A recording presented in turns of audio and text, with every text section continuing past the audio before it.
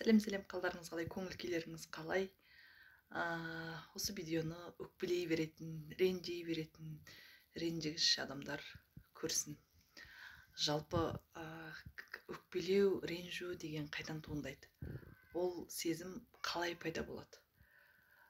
Ол біріншіден сіздің ойыңызда, қоғамда осындай болу керек деген сіздегі қалыптасқан ойлардан пайда болады. Қоғам сіздің ойыңызбен келіспеген кезде, сіздің ойыңыз қоғаммен келіспеген кезде сіз өкпелейсіз. Бұлай болмау керек еді, бұлай болу керек еді деген сияқты. Ал өкпелеуден, ренжуден адамның бойында түрлі түйіндер пайда болады.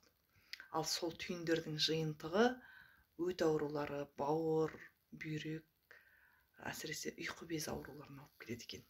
Сондықтан бұндай ауруларға жол бермес үшін және осындай өкпе реніште болмау үшін бұдан шығудың жолы сіз кез келген адамды келісіммен, ақылмен, санамен қабылдап үйренесіз.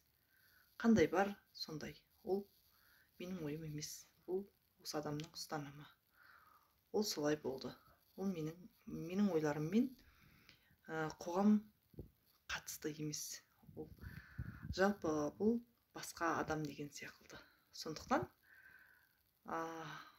бұл сіздің тікелей денсаулығыңызды құртқыңыз келмесе, өкпе реніштен аулақ болыңыз, өкпелемеңіз, ренжімеңіз. Бар болғаны қабылдап үйреніңіз.